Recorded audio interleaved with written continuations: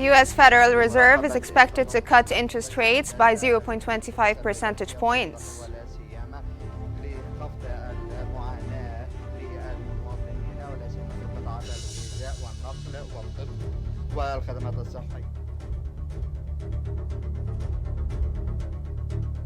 Bank of England lowers interest rates to 4.75%.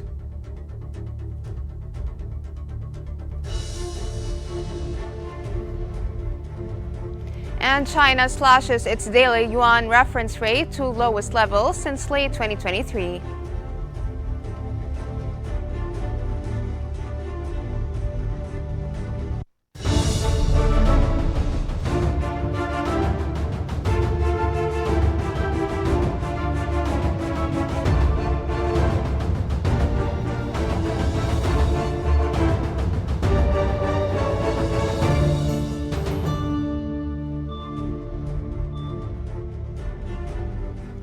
Welcome to the Economic Bulletin, where we present comprehensive coverage and expert insights on key updates regarding pivotal economic trends and financial shifts.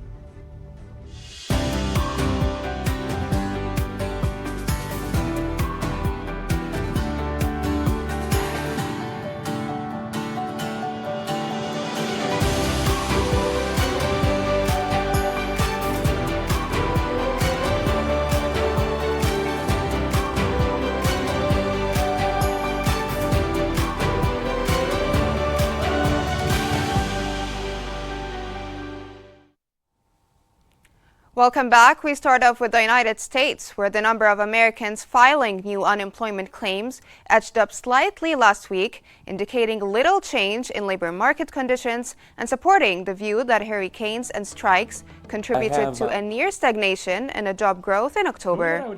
Initial claims for state unemployment benefits increased 3,000 to a seasonally adjusted 221,000 for the week ended November 2nd. Employment growth slowed sharply last month, with non-farm payrolls increasing by only 12,000 jobs, the fewest since December 2020. The way that I would characterize it. On another note, the governor of the French Central Bank warned on Wednesday that Donald Trump's victory in the United States presidential election increases risks to the global economy. Speaking at a conference in Lyon, Banque de France said that Trump's administration is likely to bring about more protectionism, higher inflation, and slower global growth. He also cautioned that a rising U.S. budget deficit under Trump's leadership could add to economic uncertainty and hinder global economic expansion. Fear feeds the fear, and we don't want.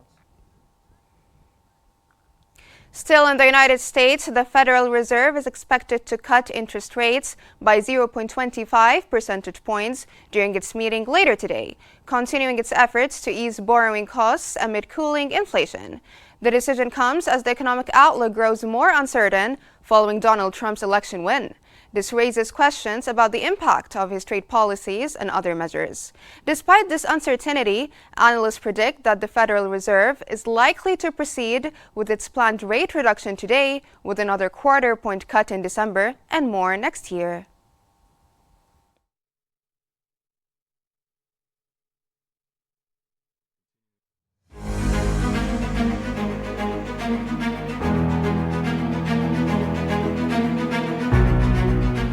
As discussions around potential interest rate cuts heat up, the U.S. Federal Reserve faces a critical moment, responding to early signs of a slowing economy. The focus is now on how Chair Jerome Powell and his colleagues will navigate both economic shifts and the political fallout from the 2024 presidential election.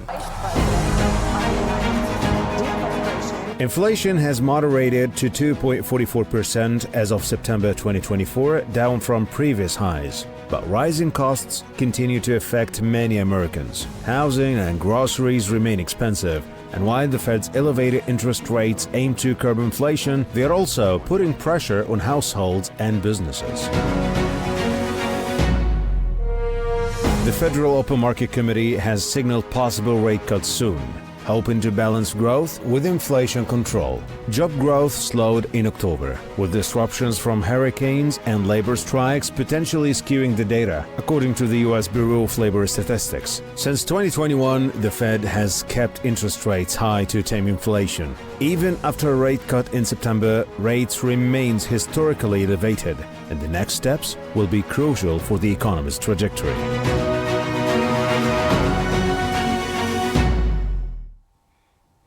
Joining us today is economic expert Mr. Peter Qnews to discuss the latest economic developments in the United States and the Fed's interest rate decisions. Mr. Peter, welcome to the Economic Bulletin. Let me first ask you, would Donald Trump's victory affect the U.S. Federal Reserve's plans to continue easing borrowing costs on the back of cooling inflation? The simple answer to your question is yes, it could, because if you take the Trump plans that he talked about during the campaign, many of them are perceived to be quite inflationary. So while we know that the Fed will more than likely reduce interest rates by 0.25% later today, the market has always been expected that this would be the second of many interest rate cuts. That is now no longer secure. So what we must pay attention to today is what Chairman Powell says during his statement about the outlook. Now, sir, how significant do you believe the potential interest rate cuts will be in the near future? Are we talking about modest adjustments, or could we see more aggressive cuts? I think there's very little chance that we're going to see more aggressive cuts, because the prospect, what the Fed will do is try to see what Trump's economic plans might do in terms of future inflation. Just to give you an example, when he talked about imposing a tariff on just about everything the United States imports, that would have an automatic effect of raising prices. And raising prices is, of course, inflationary. So the Fed will be looking to that. Now, given the current trends, what do you anticipate for job growth over the next few months? Will the slowing economy have a more significant effect on employment, or is the labor market expected to remain resilient? Yeah, as we saw during the last labor statistics that came out, which you just cited, the fact is that the economy is slowing down a bit. And that doesn't mean that the economy is slowing. It means that the rate of growth is slowing. So that is something that the Fed will be looking for and will have to be careful about. Now, speaking of the Fed, how would a coming rate cut by the Fed affect other countries, especially the emerging ones? It'll only affect them to the extent that their own inflation rates are under control. So if the Fed reduces rates and other countries are also in a similar position, they will reduce rates too, and then that is in fact what has been happening recently. Mm-hmm.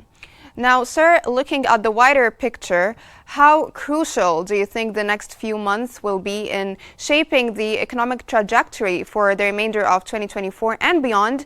And can the Fed's actions help avoid a recession, or is the economy already on a downturn? No, the economy is not on a downturn. We are simply a status of slowing the rate of growth. The Fed has been very good about this and will continue to monitor it closely. Again, the big issue is going to be which of Trump's proposals that he talked about are actually enacted, and the Fed will react to that. If they are inflationary, you can certainly forget about future rate cuts. Mm-hmm. Thank you so much, economic expert Mr. Peter Qnews, for all your valuable insights. Thank you so much for joining us on the Economic Bulletin. Now, moving to Europe, European Central Bank Governing Council member Klaas Knot warned that increasing geopolitical tensions and the rise of trade barriers are creating new economic risks and could make it harder to address future shocks to the global financial system. not pointed to recent developments, including a U.S. presidential debate where tariffs were frequently mentioned as signs of a growing trend towards protectionism. He noted that trade barriers are rising in several parts of the world, which could pose significant challenges to global economic stability.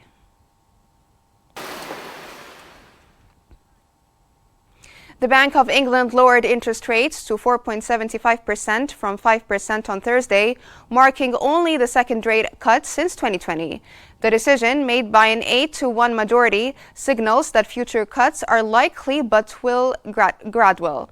The bank cited higher inflation and growth expectations following the new government's budget. The budget, which includes significant increases in taxes, spending, and borrowing, is expected to boost the United Kingdom's economy by 0.75% next year, but have little long-term impact on growth.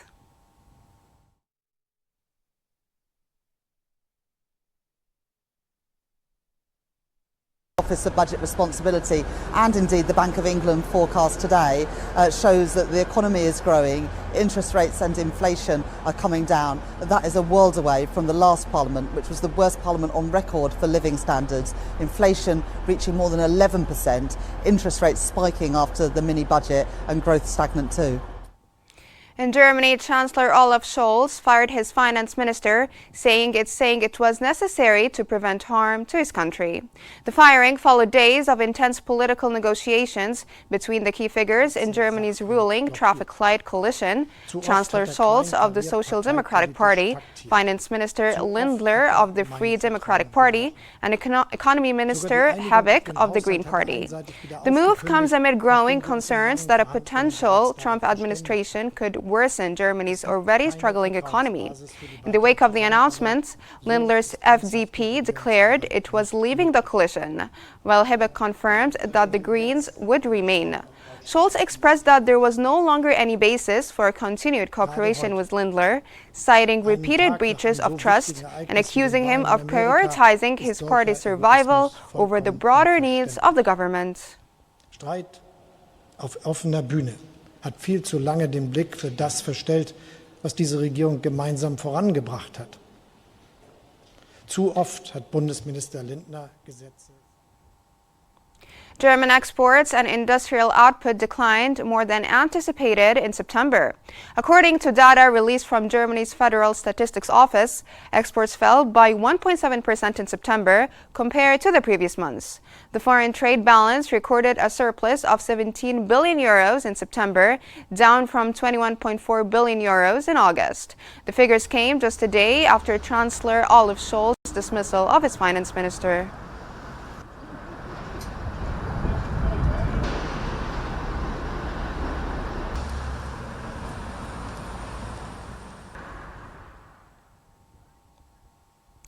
Norway's central bank, Norges Bank, kept its policy rate unchanged at 4.50% on Thursday, the highest level since 2008. The bank emphasized that a restrictive monetary policy is necessary to bring inflation back to target within a reasonable time frame. Unlike many other Western central banks, which have begun cutting rates, Norges Bank has opted to maintain its stance for now. The bank will release new rate projections and forecasts in December, depending on economic developments.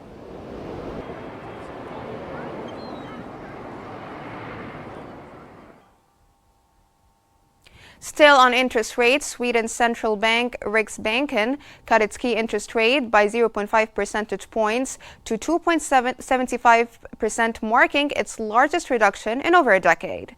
This was the fourth rate cut of 2024, aimed at supporting the economy and stabilizing inflation. Inflation in Sweden was 1.6% in October, below the central bank's 2% target, while unemployment stood at 8.5%. Riksbanken hinted that further rate cuts could occur in December and the first half of 2025, depending on economic and inflation trends.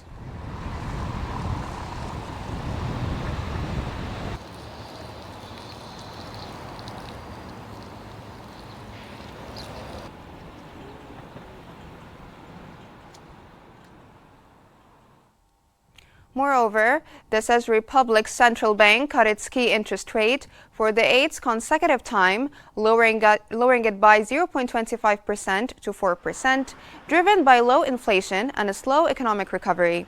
The central bank began reducing rates in December 2023, with successive cuts in February, March, May, June, August, and September. The Czech economy grew 1.3% year-on-year in quarter 3 2024, with a 0.3% increase from the previous quarter. Inflation stood at 2.6% in September, down 0.4% from August.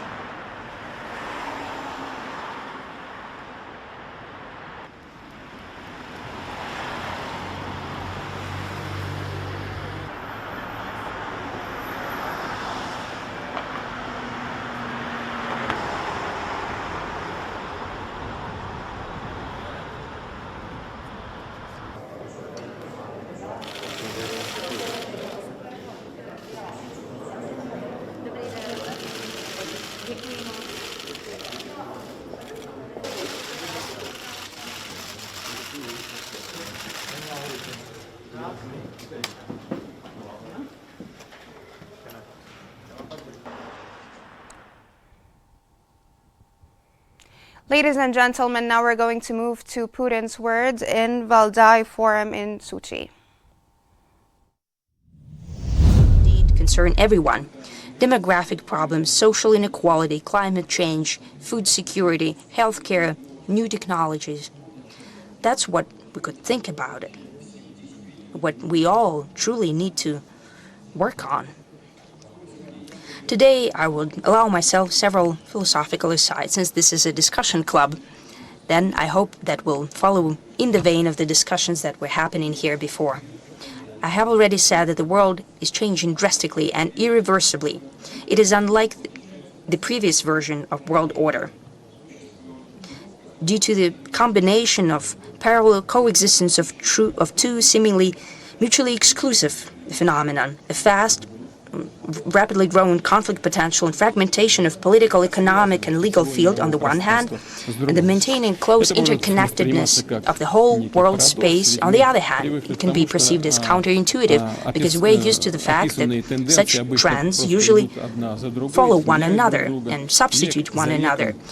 Century after century, the times of conflict and breaking off ties are replaced by more beneficial periods of cooperation. That is the dynamic of development of history.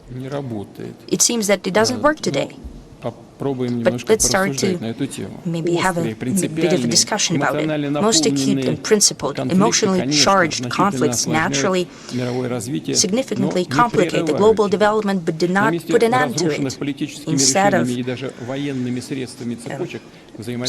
chains of cooperation destroyed by political means and military means appear another, more complex, sometimes less linear, but they maintain economic and social ties. We have seen that in the previous years. Quite recently, the so-called collective West made an unprecedented attempt to banish Russia from the global system of economic and political system. The number of sanctions and punitive measures against our country is unprecedented in history. Our opponents assumed that they would deliver to Russia a devastating blow and knockout, something to bounce back from. It would stop being one of key elements of international system. I think there is no need to remind you of what happened in reality. The very fact that the anniversary edition of Valdai Club has gathered such a representative audience speaks for itself. Well, it's not a matter about Valdai, it's about the reality that we're living in right now, and in which the conditions which Russia lives in, and the world needs Russia, and no decisions by Washington and Brussels, alleged masters, cannot change it. The same applies to Ladies and gentlemen, that was a part of Vladimir Putin's speech at Valdai Forum in Sochi. Across to a strong current, regardless of tricks and doping that it uses. As for Now back to our economic bulletin. China and the European Union are currently engaged in detailed negotiations over a plan to set minimum price commitments for Chinese electric vehicles as an alternative to the European Union's decision to impose additional tariffs. The European Union raised tariffs on Chinese-built electric vehicles to as high as 45.3% on October 30, but both sides are working on an agreement involving price undertakings to avoid these tariffs. Both sides are focusing on finding a balanced and pragmatic resolution to the issue. According to customs data, China's exports rose 12.7% in October from a year earlier, the fastest monthly growth in more than 2 years. Data also showed that imports fell 2.3% in October from a year earlier, while China's trade surplus rose to $95.7 billion in October, up from $81.7 billion in September. Customs data showed that China's trade surplus with the United States reached $33.5 billion in October, slightly higher than the $33.3 billion recorded in September. The report came a day after former President Donald Trump won Tuesday's election, gaining a second term as president. He pledged to increase tariffs on imports from China to 60%.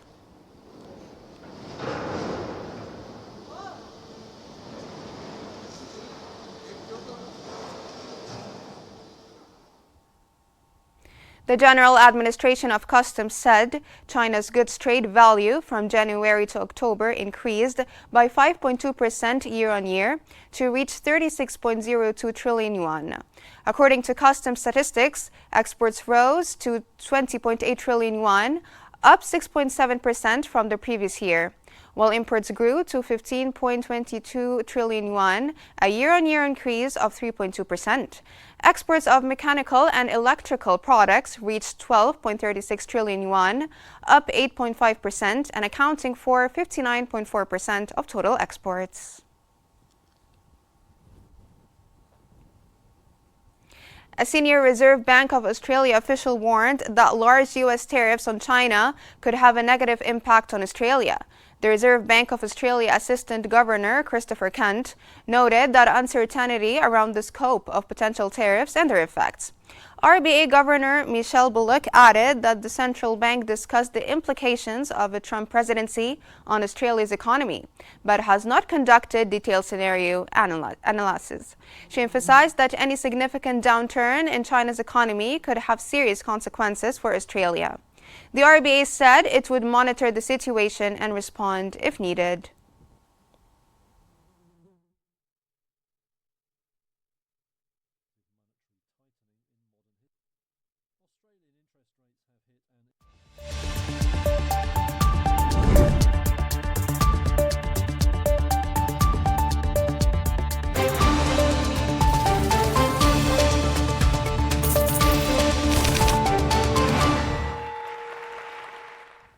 China slashed its daily yuan reference rate to 7.1659 per dollar, a level not seen since late 2023, signaling a potential depreciation amid rising trade tensions under President-elect Trump.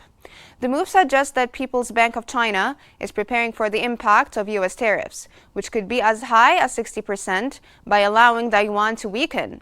A lower yuan would help boost the competitiveness of Chinese exports and offset some tariff effects.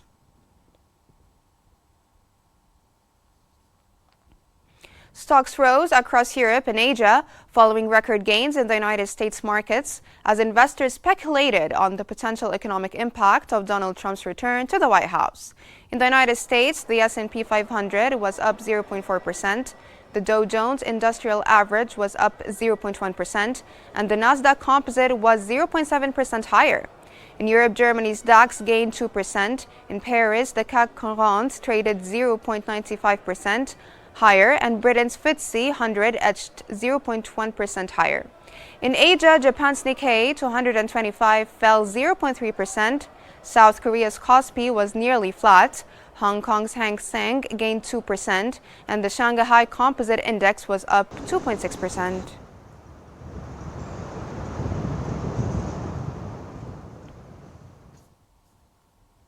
In commodities, oil prices edged lower, continuing a decline sparked by the U.S. presidential election results. A stronger dollar and reduced crude imports in China outweighed concerns about supply disruptions. Brent crude oil futures fell 0.9% to $74.26 a barrel. U.S. West Texas Intermediate crude slipped by 1.1% to $70.89.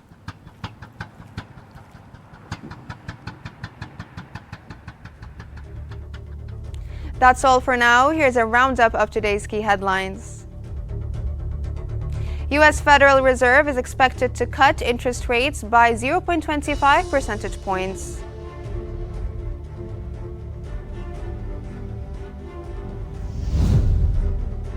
Bank of England lowers interest rates to 4.7%.